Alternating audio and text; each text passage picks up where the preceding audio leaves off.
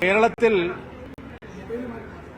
പ്രാകൃതമായ രീതിയിലുള്ള റാഗിങ്ങിന് നേതൃത്വം നൽകുന്നത് സംസ്ഥാനം ഭരിക്കുന്ന പാർട്ടിയുടെ വിദ്യാർത്ഥി സംഘടനയായിട്ടുള്ള SFI തന്നെയാണ്. SFI ഏറ്റവും വലിയൊരു സാമൂഹ്യ വിരുദ്ധ സംഘടനയായി മാറിയിരിക്കുകയാണ്. ഭീകരവാദ സംഘടനകളെക്കാൾ വലിയ ക്രൂരതയാണ് SFI കലാലയങ്ങളിൽ, വിദ്യാലയങ്ങളിൽ നടത്തിക്കൊണ്ടിരിക്കുന്നത്. അതിഭീകരമായ തോതിലുള്ള മനുഷ്യാവകാശ ലംഘനമാണ് SFI നേതാക്കന്മാർ കേരളത്തിൽ നടത്തിക്കൊണ്ടിരിക്കുന്നത്. വൈത്തിരിയിലെ സിദ്ധാർത്ഥന്റെ ദാരുണമായ കൊലപാതകത്തിന് ശേഷവും നിർബാധം അത് തുടരുന്നത് സർക്കാരിന്റെയും ഭരണകക്ഷിയുടെയും പിന്തുണയോടുകൂടിയാണ്. സർക്കാർ സഹായിക്കുന്നതുകൊണ്ടാണ്, പോലീസ് സഹായിക്കുന്നതുകൊണ്ടാണ് ഇത്തരത്തിലുള്ള റാഗിങ്ങൾ സംസ്ഥാനത്ത് തുടരുന്നത്. റാഗിംഗ് കേസുകളിലെ പ്രതികൾക്ക് പരീക്ഷ എഴുതാനുള്ള സൌകര്യങ്ങൾ ഒരുക്കി കൊടുക്കുന്നു, കേസുകളിൽ നിന്ന് അവരെ രക്ഷപ്പെടുത്തി കൊടുക്കുന്നു. ഇതുകൊണ്ടാണ് ഇതെല്ലാം സംഭവിക്കുന്നത്. SFI എന്ന് പറയുന്ന സാമൂഹ്യ വിരുദ്ധ സംഘടനയെ ഒറ്റപ്പെടുത്താൻ കേരളത്തിലെ എല്ലാ ജനങ്ങളും ഒരുമിച്ച് വരണമെന്നുള്ളതാണ് ഞങ്ങളുടെ നിലപാട്. റാഗിങ്ങിന്റെ പേരിൽ ഭീഷണി നേരിടുന്ന വിദ്യാർത്ഥികളെ സംരക്ഷിക്കുന്നതിനാവശ്യമായ നടപടികൾ BJP കൈക്കൊള്ളും.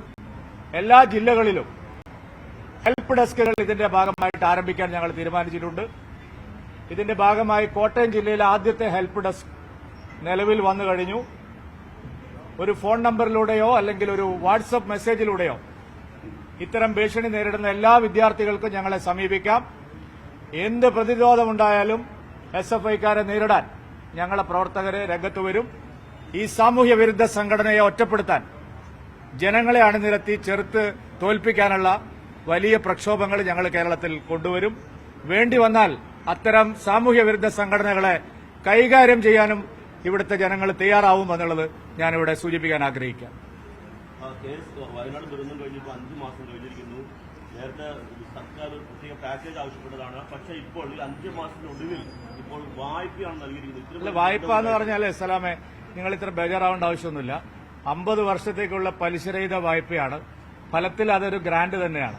പിന്നെ 50 വർഷം കഴിഞ്ഞിട്ട് ഇത് തിരിച്ചടയ്ക്കുന്നതിനെ പറ്റിയിട്ടുള്ള വേവലാതി പിണറായി വിജയനോ ഇവിടുത്തെ UDFO ഇപ്പൊ നടത്തണ്ട. 5 കൊല്ലം കഴിയുമ്പോൾ തന്നെ ഇതൊക്കെ തിരിച്ചടയ്ക്കാനുള്ള ബാധ്യത ഇവിടെ ദേശീയ കക്ഷികൾക്ക് വരും. അതിന് ആ കാര്യത്തെപ്പറ്റി നിങ്ങളിപ്പോൾ വല്ലാതെ വേവലാതിപ്പെടണ്ട. ഇവിടെ 550 കോടി രൂപ ഫലപ്രദമായി ചെലവഴിക്കാനുള്ള സത്വര നടപടിയാണ് സർക്കാർ സ്വീകരിക്കേണ്ടത്. രാഷ്ട്രീയ പ്രചരണം നടത്തുകയല്ല. ഇനി സമയം ആവശ്യമുണ്ടെങ്കിൽ ആവശ്യമായിട്ട് എല്ലാവരും ചേർന്ന് ആ സമയം നീട്ടിക്കൊടുക്കാൻ, ഈ മാർച്ച് 31 എന്നുള്ള ഡെഡ് ലൈൻ നീട്ടിക്കിട്ടാൻ നമ്മളെല്ലാവരും ചേർന്ന് പരിശ്രമിക്കുക. വയനാടിനെ രക്ഷിക്കുക എന്നുള്ളതാണ്. അതിനാവശ്യമായിട്ടുള്ള തുകയാണ് ഇപ്പോൾ നൽകിയിരിക്കുന്നത്. പുനരധിവാസത്തിനും അതുപോലെ തന്നെ എല്ലാ നടപടികൾക്കുള്ള പണമാണ് അനുവദിച്ചിരിക്കുന്നത്. അതുകൊണ്ട് സർക്കാർ കിടന്നുറങ്ങാതെ, രാഷ്ട്രീയ പ്രചരണം നടത്താതെ ഇപ്പോൾ കിട്ടിയ പണം ഉപയോഗിച്ച് വയനാട് ജനതയെ പുനരധിവസിപ്പിക്കണം. അതാണ് ഇപ്പോൾ അടിയന്തരമായിട്ട് ആവശ്യമുള്ളത്.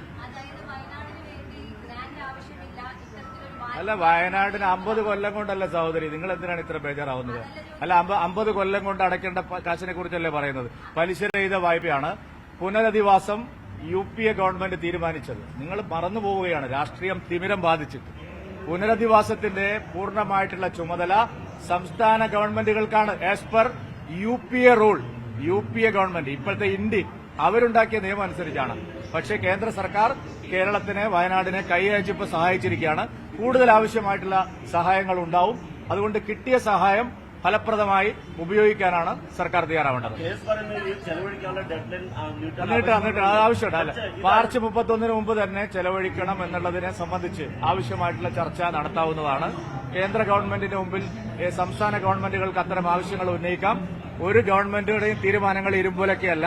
അതിനാവശ്യമായിട്ടുള്ള നടപടികൾ ഉണ്ടാവും. എഴുത്തുകുത്തുകൾ അടിയന്തരമായിട്ട് നടത്തണം.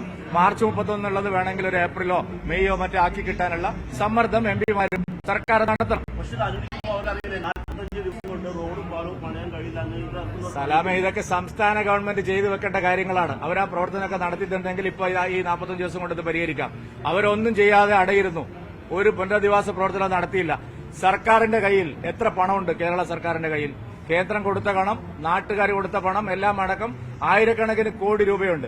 അതിനു മുകളിൽ അടയിരുന്നിട്ട് രാഷ്ട്രീയം കളിക്കാനല്ല തീരുമാനിക്കേണ്ടത്. വയനാട്ടിലെ ജനങ്ങളെ രാഷ്ട്രീയത്തിന്റെ പേരിൽ ദ്രോഹിക്കരുത്. ഇപ്പൊ കിട്ടിയ സൌകര്യങ്ങളും സഹായങ്ങളും വെച്ച് അടിയന്തരമായിട്ട് പുനരധിവാസ പ്രവർത്തനങ്ങൾ നടത്തണം. മതി പറഞ്ഞു സംസ്ഥാന BJPയുടെ നിലപാടല്ല, ഗവൺമെന്റിന്റെ നിലപാടാണ് പ്രധാനം.